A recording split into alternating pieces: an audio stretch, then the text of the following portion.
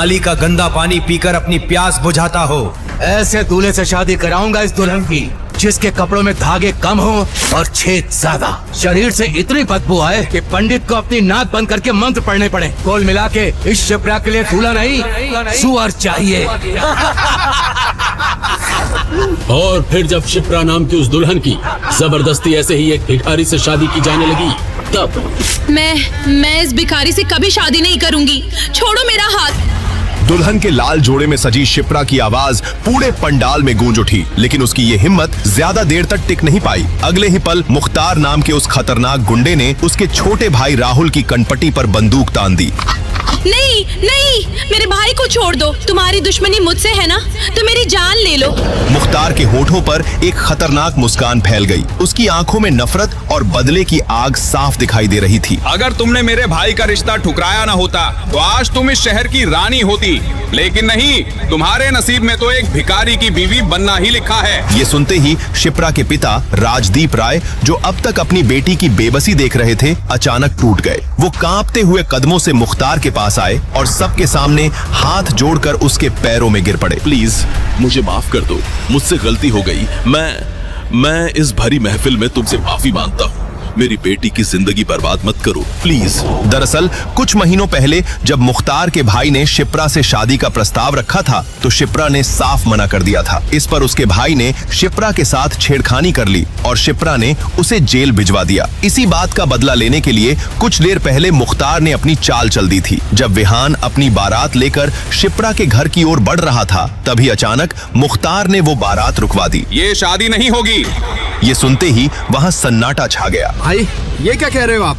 आज मेरे बेटे की शादी है। अगर शादी हुई तो दूल्हा जिंदा वापस नहीं जाएगा। भाई हम अभी वापस चले जाते हैं। लेकिन मुख्तार का बदला अभी पूरा नहीं हुआ था। उसकी नजर मंदिर की सीढ़ियों पर बैठे एक भिखारी पर पड़ी। उसके कपड़े मैले और फटे हुए थे, सिर और दाढ़ी के बाल बढ़े हुए थे। कल्ला, उस भिखारी को यहाँ लेकर आओ, इसे घोड़ी पर बिठाओ। आज इसकी शादी होगी शिप्रा से। बारात के आगे हाथों में बंदूकें लिए गुंडे नाच रहे थे और वो भिखारी घोड़े पर बैठा उलझनों में था। उसे समझ नहीं आ रहा था कि आखिर हो क्या रहा है। बैंड बाजों और गोलियों की आवाज के साथ उस भिखारी की बारात शिप्रा के घर आ पहुंची। फिर जब शिप्रा ने इस शादी से इनकार किया, तो मुख्तार ने उसके भाई की कनपटी पर बंदूक तानते हुए कहा, अगर अपने भाई की सलामती चाहती हो तो तुम्हें इस भिखारी से शादी करनी पड़ेगी। मुझे मंजूर है।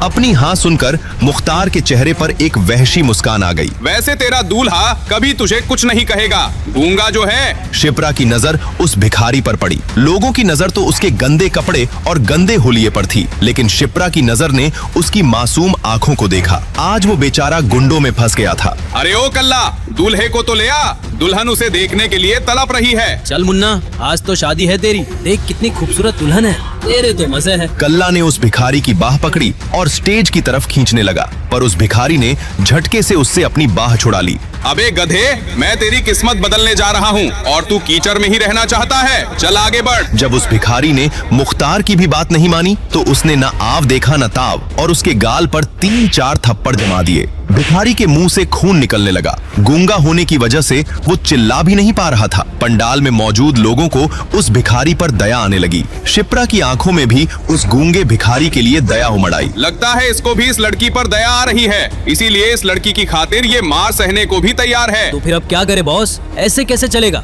इतनी जल्दी तो कोई दूसरा भिखारी भी नहीं मिलेगा। सुन बे भिखारी, ये लड़का अपनी बहन के कारण तो बच गया, पर अगर तू अपनी जिद पर अड़ा रहा तो ये जरूर मारा जाएगा। मुख्तार की इस बात का तुरंत उस भिखारी पर असर हुआ। अब उसकी आंखों में बेचैनी नजर आने लगी। वो कभी राहुल की ओर देख रहा था तो कभी शिप्रा की ओर। अब शिप्रा भी उसकी बेबसी को भली भांति समझ रही थी। क्या हुआ, तुम्हें मेरी बात समझ नहीं आ रही, या तुम चाहते हो कि इस लड़के की बलि चढ़ जाए?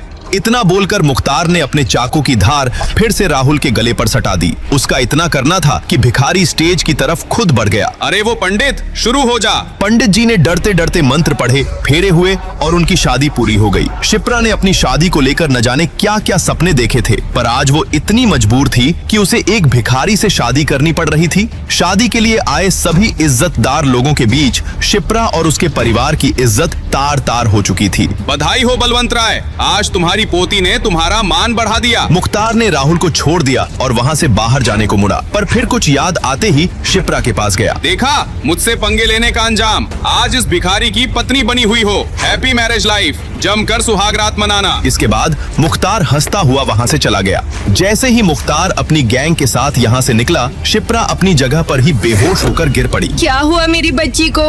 अरे कोई देखो जरा। घबराने की जरूरत नहीं है, ज्यादा स्ट्रेस के कारण ये बेहोश हो गई है, थोड़ी देर में होश में आ जाएगी। उसकी बात सुनकर राहुल अपनी बहन को उठाकर अंदर चला गया। वहाँ मौजूद रिश्तेदार भी धीरे धीरे अपनी हंसी दबाते हुए वहाँ से निकलने लगे। मौका पाकर वो गूंगा भिखारी भी चुपचाप वहाँ से मंदिर की तरफ चला गया। होश में आते ही शिप्रा रोने लगी। तुम रो मत, हम जल्द ही उस भिखारी से तुम्हारा तलाक करवा देंगे। पर शिप्रा ने जैसे अपने मन में कुछ कठोर फैसला ले लिया था। उसने तुरंत अपने आंसू पोंछे। चाहे कुछ भी हो दादाजी, और चाहे वो कोई भी हो, अग्नि के फेरे लिए है उसने मेरे साथ। मेरी मांग में सिंदूर भरा है और आज से वही मेरा पति है। मैं इस शादी को पूरे सम्मान के साथ निभाऊंगी। सुनकर शिप्रा की चाची सरला बोली, ओहो, बढ़िया ही सती सावित्री बनने वाली। सुन ले, वो बदबूदार भिखमंगा हमारे घर में नहीं घुसेगा। तुझे इतना ही प्यार आ रहा है उस पर, तो तू भी उसके साथ मंदिर की सीढ़ियों पर बैठ जा कटोरा लेकर। दूसरी तरफ इन सब फैमिली ड्रामा से दूर वो भिखारी वापस मंदिर के पास चला आया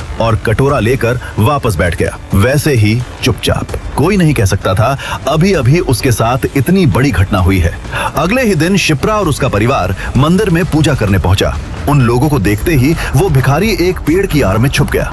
शिप्रा की नजर बार बार उसे ढूंढ रही थी, मगर वो भिखारी उसकी नजरों में आना नहीं चाहता था। जैसे ही शिप्रा और उसका परिवार मंदिर की सीढ़ियां चढ़कर ऊपर पहुंचा, वहां 3-4 बड़ी गाड़ियां आकर रुकी और उनमें से 20-22 गुंडे उतरे और साथ में उतरा मुख्तार का भाई रजत। घेर लो मंदिर को, देखो कोई भाग न पाए। अभी कोई कुछ समझता तब तक सारे गुंडों ने मंदिर को घेर लिया और रजत 2 गुंडों के साथ सीढ़ियां चढ़ता हुआ मंदिर के अंदर चला गया।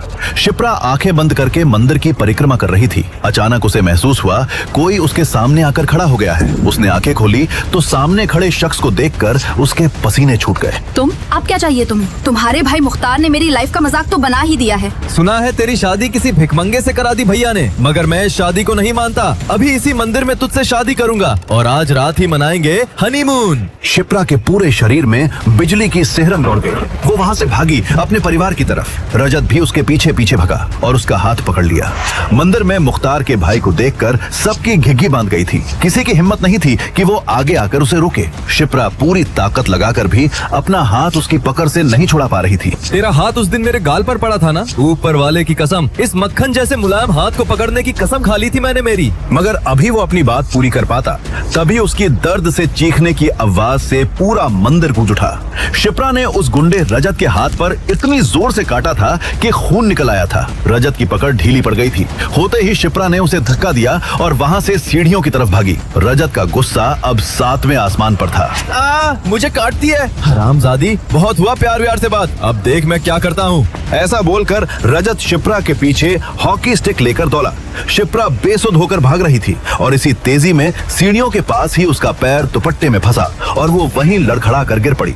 रजत उसके पास पहुंचा और गुस्से में चीखा, मुझे धक्का देती है, अब देख मैं तेरा सर कैसे खोलता हूँ। ऐसा बोलकर उस गुंडे रजत ने हॉकी स्टिक उठाया। शिप्रा ने डर के मारे अपनी आंखें बंद कर ली। वो समझ गई थी अब बचने का कोई रास्ता नहीं था। मगर 2 सेकंड बीते, 3 सेकंड बीते, उस पर हॉकी का वार नहीं हुआ। वो समझ नहीं पाई ये हुआ क्या। उसने अपनी आंखें खोली तो वहाँ का नजारा देखकर चौंक पड़ी। वही भिखारी, उसका पति रजत और उसके बीच था, शिप्रा के ठीक ऊपर, और रजत उसे बिना देखे दे दनादन मारे जा रहा था। उसके सर से खून बहा जा रहा था।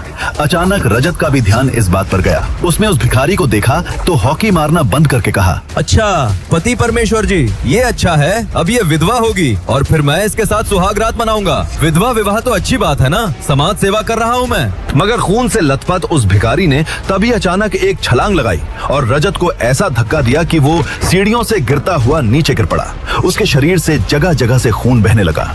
मगर तभी वहाँ पुलिस की गाड़ी आ गई। शिप्रा और उसके परिवार ने पुलिस को देखा तो उनकी जान में जान आई। वो दौड़ते हुए पुलिस के पास पहुंचे और जैसे ही इंस्पेक्टर से कुछ कहने ही वाले थे कि इंस्पेक्टर ने कहा, पकड़ के थाने ले चलो उस भिखारी को। मैडम आप घर जाइए, ये पुलिस का मामला है। मुख्तार भाई के भाई पर हमला किया है इस भिखमंगे ने, इसकी सजा इसे बराबर मिलेगी। मगर इंस्पेक्टर साहब, उसने तो मुझे बचाया है। अभी शिप्रा कुछ कहती तभी उसकी चाची सरला ने उसे बीच में टोकते हुए कहा, एक काम कर, तू भी इसके साथ थाने चली जा। जेल में तोता मैना का खेल खेलती रहना। ऐसा बोलकर सरला शिप्रा का हाथ पकड़कर जबरदस्ती वहां से ले गई। पुलिस वाले ने उस भिखारी को पकड़ लिया। वो भी चुपचाप उनके साथ थाने चला गया।